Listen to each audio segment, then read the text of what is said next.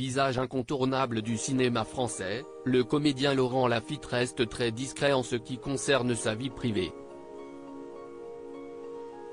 Lors d'une interview accordée à Libération en 2012, il avait expliqué pourquoi il ne parlait jamais de lui dans les médias.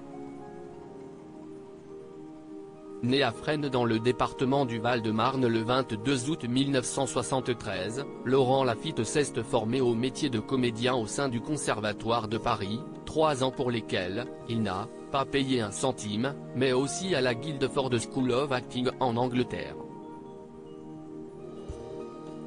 Omniprésent sur le grand écran depuis quelques années, l'acteur est également pensionnaire de la Comédie Française depuis 2012. Ce n'est pas un trophée sur la cheminée, si est un engagement. Non seulement la Comédie Française devient mon employeur principal mais j'intègre une troupe, et il faut que je me fasse ma place. Je repars à zéro, avait-il indiqué lors d'une interview accordée à Libération en 2012. Alors que Laurent Lafitte fête en ce mardi 22 août 2023 son 50e anniversaire, le comédien s'est toujours montré extrêmement discret en ce qui concerne sa vie privée. Toutefois, certaines rumeurs affirmant qu'il était homosexuel ont vu le jour en raison du personnage de Claude le Fist-Fucker, qu'il incarnait dans son One Man Show au théâtre. Libération avait d'ailleurs interrogé Laurent Lafitte à ce sujet. Ah, voilà où vous vouliez en venir. Un journaliste m'a récemment posé la même question, il avait l'air mal à l'aise, vous-même pas.